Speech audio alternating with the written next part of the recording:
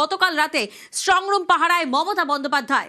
সাখাওয়াত মেমোরিয়ালে তৃণমূল নেত্রী তিনি পৌঁছে যান। আগেই স্ট্রংরুমে কারচুপির সংখ্যা মমতার। কর্মীদের স্ট্রংরুম পাহারা দেওয়ার নির্দেশ মমতা বন্দ্যোপাধ্যায়। আমাদের কর্মীদের এবং মানুষকে সাথে থাকতে, যাতে কাউন্টিং এ সবাই সমানভাবে আজ থেকে পাহারা দেয়। দরকার হলে আমিও আমার এলাকায় পাহারা দিতে নামবো। দিনের বেলায় কর্মীদের রাখুন, রাতের বেলায় নিজেরা থাকুন, পাহারা দিন। আমি যদি পাহারা দিতে পারি, আপনারাও পাহারা দিতে পারেন। রাত জাগুন। এই সময় ওরা ইভিএম মেশিন যখন কাউন্টিং হল থেকে, যখন মানে যেখানে স্টোর করা হয়েছে সেখান থেকে যখন কাউন্টিং হলে নিয়ে যাবে, তখন কিন্তু মেশিন বদলে দেওয়ার সম্ভাবনা ওরা প্ল্যান করেছে। সুতরাং নজর রাখতে হবে যাতে কোনো রকম নেগলিজেন্স না হয়। লাস্ট অব্দি আমি যতক্ষণ প্রেস কনফারেন্স করে না বলবো, ততক্ষণ কেউ কাউন্টিং টেবিল ছাড়বেন না। এবং মনে রাখবেন যে টেবিলে যেটা কাউন্ট হয়, তারপরে ওরা কম্পিউটারে আপলোড করার সময় সেটাকে চেঞ্জ করে দেয়। মানে আমাদেরটা দিয়ে দেয় বিজেপিকে, বিজেপিটা দিয়ে দেয় আমাদের। সেদিকেও নজর দিন, সতর্ক থাকুন। এবং আমি নিজেও কাউন্টিং হলে হানা দেবো, কারণ আমি অ্যাজ এ ক্যান্ডিডেট যেতেই পারি, সেরকম সব ক্যান্ডিডেট বসে থাকবেন।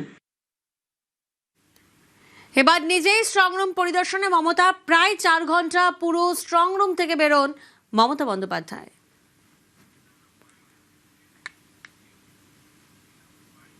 যে রুল আছে 7টা সিট আছে, ওখানে শুধু যেতে পারে ক্যান্ডিডেট আর এজেন্ট।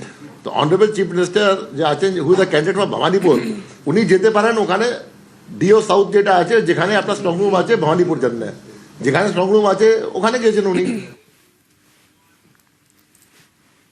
ইভিএম এ কারচুপির অভিযোগ পেয়ে স্ট্রংরুমে মমতা বন্দ্যোপাধ্যায়। স্ট্রেকিং প্লাস্টার দিয়ে ইভিএম সিল। কমিশনের বিরুদ্ধে অব্যবস্থার অভিযোগ।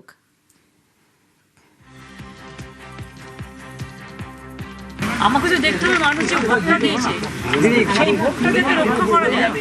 আমাদের কাছে ৬০০টা কমপ্লেন এসছে বলেই তো ছুটে এসছে। ইভিএম কারচুপির কোনো আশঙ্কা করছেন? হ্যাঁ, সেই জন্যই তো। কারণ ওখানে একমাত্র ওয়ান সাইডেড ফোর্স আছে। রাজ্য পুলিশ নিজেরা যদি নিজেদের দায়িত্ব পালন না করে, এখন তো আমার হাতে নেই, ইলেকশন কমিশনের হাতে। তারা যদি নিজেদের দায়িত্ব তারা পালন করতে না পারে, এটা তো তাদের দোষ, তাদের ব্যর্থতা। স্ট্রংরুমের ওয়েবকাস্টিং দাবি। রাজ্য জুড়ে ওয়েবকাস্টিং এর দাবি মমতা বন্দ্যোপাধ্যায়। স্বচ্ছতা রাখতে ওয়েবকাস্টিং এর দাবি মমতার।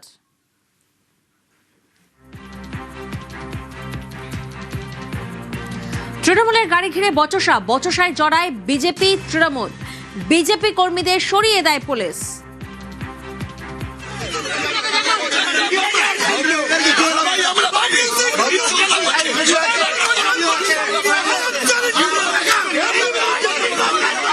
আমরা সব রিপোর্ট নেব ডিও থেকে। যে সিকিউরিটি ব্রিচ করবে, যে যার ডিউটি আছে, if he breaches that or doesn't comply with that, then appropriate action as per RP Act and different acts will be taken against whomsoever he may be. Strong রুমে নিরাপত্তা যে আছে, ওটা নিরাপত্তা থাকবে স্ট্রং রুমে। যতীশ যেটা আছে, এই যেটা হচ্ছে ভেরি আনফর্চুনেট, যেটা আছে, and appropriate action will be taken by the appropriate person at the appropriate time. Rajya police is not working under us. जब से इलेक्शन डिक्लेयर हुआ है, they said they are under the election commission, and this some super power is working and pressurizing them, and every day they are calling through video or the meeting or the WhatsApp, और उसको चमक देता है, उसको चमकाता है कि आप लोग को पेंडिंग का आपको केस लगा देगा, आपको सस्पेंड कर देगा, कुछ नहीं कर पाएंगे। Observer is only there, they don't have any role to play about that.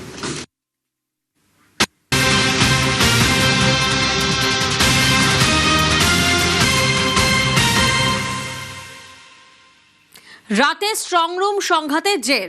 Sakhawat Memorial আজ যেন রীতিমতো দুর্গ। নিশ্ছিদ্র নিরাপত্তা বলয়ে স্ট্রংরুম চত্বর।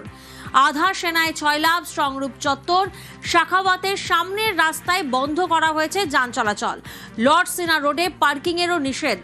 রাস্তায় 2 মোড়ে মোতায়েন পুলিশ, আধা সেনা। যে ছবি এই মুহূর্তে আপনারা দেখছেন, রাতে আমরা জানি একেবারে স্ট্রংরুম সংঘাত। সেই সংঘাতের জের সাখাওয়াত মেমোরিয়াল আজ সকাল থেকেই কার্যত দুর্গের ছবি নিয়েছে। নিশ্ছিদ্র নিরাপত্তা বলয়ে স্ট্রংরুম চত্বর।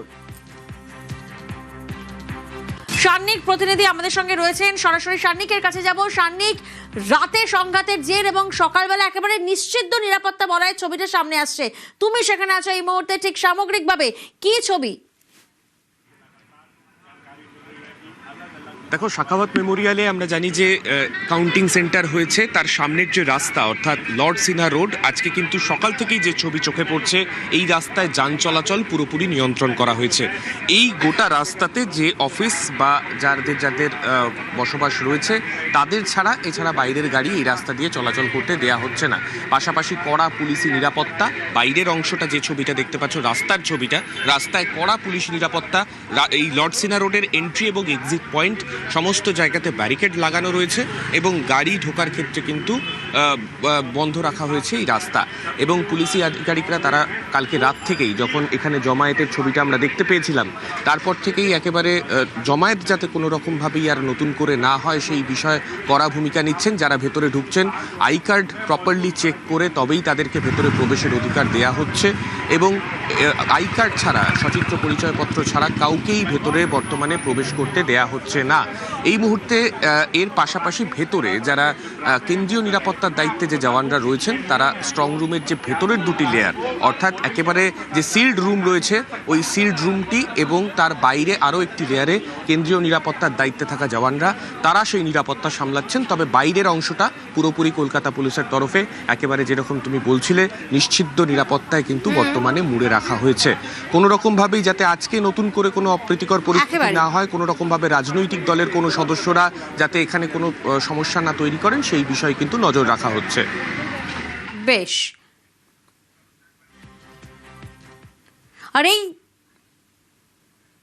আর এই স্ট্রং রুমে সিসি ক্যামেরা নিয়েই প্রশ্ন। বিভিন্ন সময় ক্যামেরা বন্ধ থাকার অভিযোগ, একাধিক স্ট্রং রুমে ওয়েবকাস্টিং নিয়ে অভিযোগ, স্ট্রং রুমের নিরাপত্তা নিয়ে প্রশ্ন তৃণমূলের। আরো একবার আপনাদেরকে জানাবো, স্ট্রং রুমে সিসি ক্যামেরা নিয়ে প্রশ্ন, বিভিন্ন সময় ক্যামেরা বন্ধ থাকার অভিযোগ সামনে আসছে, একাধিক স্ট্রং রুমে ওয়েবকাস্টিং নিয়ে অভিযোগ। ঠিক কোন কোন গ্রাউন্ডে এই অভিযোগ, কেন এই অভিযোগ, বিস্তারিত জানবো। আবির প্রতিনিধি আমাদের সঙ্গে রয়েছেন। আবির, দেখো, তৃণমূল কংগ্রেসের বক্তব্য হচ্ছে যে কমিশনের তরফ থেকে বলা হয়েছিল যে সর্বক্ষণ যে অনলাইন ফিড সেটা দেখতে পাওয়া যাবে এবং স্ট্রং রুমের ভেতরে এবং বাইরে কি পরিস্থিতি রয়েছে সেটা নির্দিষ্ট প্রার্থী তার যারা এজেন্ট রয়েছেন তারাও দেখতে পাবেন। তাদের অভিযোগ বেশ কতগুলো জায়গাতে যে অনলাইন ফিড আসছে তা মাঝে মাঝেই বন্ধ হয়ে যাচ্ছে, সেটা কেন হচ্ছে এবং তাদের বক্তব্য যে সময়টা বন্ধ হয়ে যাচ্ছে সেই সময় ঠিক কি ঘটনা ঘটেছে সেই ব্যাকআপ ফিড তাদেরকে দেখতে দেওয়া হোক, নাহলে কোথাও কি কোনো ধরনের সমস্যা তৈরি করা হচ্ছে বা হবে, এই ধরনের আশঙ্কার কথা তারা বারবার ধরে মনে করিয়ে দিচ্ছেন। এবং যে কারণেই বিভিন্ন জায়গা সংক্রান্ত যে অভিযোগ, সেই অভিযোগ তারা নির্বাচন কমিশনের কাছে পাঠিয়েছেন এবং তাদের বক্তব্য যতক্ষণ না পর্যন্ত কমিশনের তরফ থেকে পরিষ্কার করে যে মুহূর্তে ক্যামেরার ফিড দেখা বন্ধ ছিল সেই সংক্রান্ত বিষয়ের ছবি তারা পাচ্ছেন, ততক্ষণ পর্যন্ত তারা তাদের এই অভিযোগকে জানিয়ে যাবেন। যদিও নির্বাচন কমিশনের তরফ থেকে গোটা বিষয়কে অস্বীকার করা আছে এবং তাদের বক্তব্য সমস্ত স্ট্রং রুম কড়া নজরদারির মধ্যে রয়েছে, সুরক্ষিত অবস্থাতে রয়েছে। তাহলে তখন এই অবস্থাতে দাঁড়িয়ে তৃণমূলের পাল্টা বক্তব্য যদি সুরক্ষিত হয়ে থাকে, তাহলে যে সময় ফিড দেখতে পাওয়া যাচ্ছে না সেই সময় ব্যাকআপ ফিডও দেখিয়ে দেওয়ার ব্যবস্থা করাও প্রার্থী বা তার দলের এজেন্টদেরকে। বেশ, ধন্যবাদ।